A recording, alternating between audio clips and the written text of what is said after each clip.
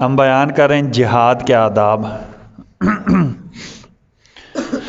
ہمارے یہاں تک ہو گیا تھا کہ امیر اپنے ساتھیوں سے مشورہ کرے اور اہم امور اور ذمہ داریاں لوگوں کے درمیان تقسیم کرے۔ سارے شعبے اپنے پاس امیر نہیں رکھے گا، ٹھیک ہے جی۔